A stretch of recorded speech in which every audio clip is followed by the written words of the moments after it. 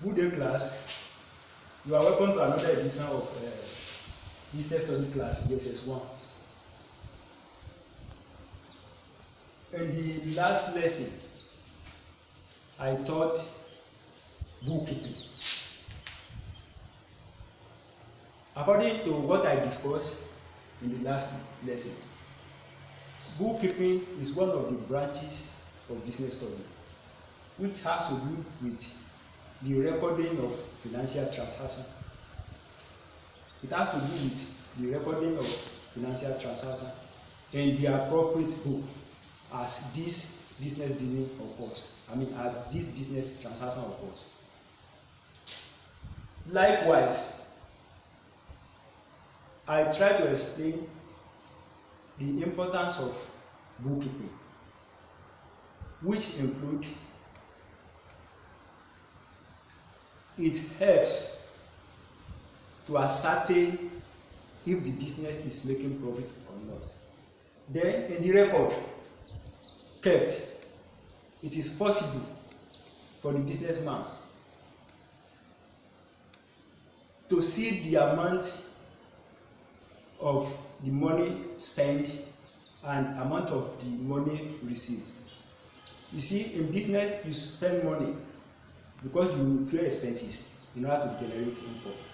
Then you receive money in form of sales. That is when you sell what you are, the good that you are dealing in. Now, another importance of bookkeeping, as I said, is that it helps the owner or the management to make this, because in the record you'll be able to see if your business is making profit or is running at a loss. So as a result of that, you decide on how are you going to improve. If you are making profit, you try to sustain that profit, even to improve upon it. But if the business is making loss, so you try to do something in order to improve your business. Likewise, I try to mention some quality which a good bookkeeper must possess. Number one is that a bookkeeper must be confident. That is, he must be sure of his ability. He must be sure of his ability to perform the job. Then he must be accurate. You see, as a result of the fact that bookkeeper deals in calculation, so he must be able, to do all this calculation accurately. That is, he must be able to perform his job to the required standard, and so on and so forth. Now, as I told you, as I discussed last week, bookkeeping is very, very important in business, because without it, I don't think any business can survive, because it shows the worth of a business at a particular point in time. It shows the asset and liability of a business at a particular point in time. Not only that, it shows the capital which the owner put into the business. So as a result of this, before you can keep record at all, there must be document that will prove the evidence, that it prove that the business engage, somebody engaged in business activities. These documents are what we call source document. Source document. What is the meaning of source document? Source document is today's topic that we are going to treat. Source documents are the written evidences of business transactions. They provide detailed information about our business dealings with other people. Because without this, it is very difficult to record anything in bookkeeping. It shows that in actual sense, we carry out our business dealing with some people. So it is an evidence that business didn't take place and money change hands. So what I'm saying in essence is that before we can record anything, there must be evidence that we engage in business transaction. So that from that evidence, from that document is what we are going to, the information in that document is what we are going to use to record in our bookkeeping, to make our record. Now, so these source documents are, we have check, we have receipt, we have invoice, we have teller, we have voucher, we have invoice, we have debit note, we have credit note, to mention but a few. Now, what is the meaning of check? You see, check is one of the source documents that shows that money change hand. Whenever a business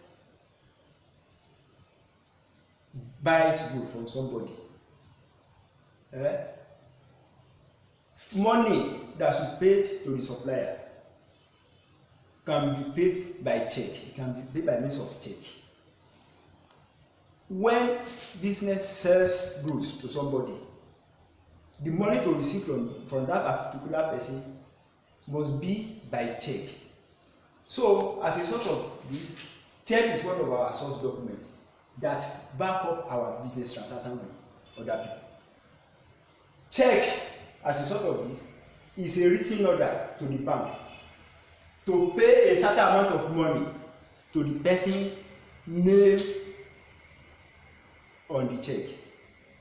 Apart from the check, we also have receipt, which is a document of confirmation, a document that is for the confirmation of the money paid for the good bought or service rendered. So it is an evidence of business transaction, because in that receipt, the date in which the money is paid will be there, the actual amount will be there, and purpose of payment will be there. Then likewise, we also have teller or pay in slip, which is another source document. Teller is used to deposit an amount of money through the cashier in a particular organization. So as a result of this, teller or pay in slip is another source document, which is an evidence that we conduct business dealing with somebody. Then, apart from teller, we also have purchases order. This purchases order is sent by the buyer to the seller, telling the seller that the particular quantity of goods stated in that order to be supplied to him or her. That is, purchase order require the seller to send particular quantity of goods to the buyer. So buyer order the seller or the supplier to send a certain quantity of goods to him. But before a buyer can send purchase order to the seller, the buyer must have gone through what we call price list, or the quotation of the seller. So when the buyer is satisfied with the price list and the condition therein, now he will now place order that the supplier or the seller to supply him the certain quantity of goods. Then we also have invoice. Invoice is another document, which is a source document. That is a document that reveals the evidence of business transactions with another people. Now, invoice is sent by the seller to the what? To the buyer. This invoice shows the quantities of goods sent to the buyer, the description of the goods, the price of the good, and the term of sales. So the invoice is informing the buyer the particular quantity of goods sent by the seller to the buyer, including the price and the term of sales. Then we also have debit note. Debit note is also sent by the seller to the buyer. Telling the buyer that the amount quoted in the invoice sent earlier, the amount quoted for the good in the first sent earlier is undercharged. That is, the buyer is undercharged in the invoice. So in order to correct that error of undercharge, now the seller will now send debit note to the buyer, telling the buyer that the buyer still has certain amount of money to pay, because by the time the seller is calculating the amount of money which buyer should pay, the buyer was undercharged. So it is used to correct the error of undercharge in the invoice by the seller. Then we also have credit note. Credit note is also sent by the seller to the buyer, telling the buyer that the amount stated in the invoice is overcharged. The amount of goods stated in the goods sent to the buyer is overcharged. So in order to correct the problem of overcharging the buyer, the seller will now send the credit note to him, telling the buyer that he has been overcharged. Not only that, we also have voucher. Voucher is a kind of document, is a source document that shows the reason why a particular amount of money is paid to somebody. Why a particular amount of money is paid to somebody. So whenever organization want to pay the salary of its worker, that organization will raise salary vouchers. For the cashier usually raise interest voucher whenever I want to collect the interest. So these are some of the source documents that we have in the business. And you should not forget that you should be able to understand source documents. They are the written evidence of business transaction, which provide detailed information that we conduct business transaction with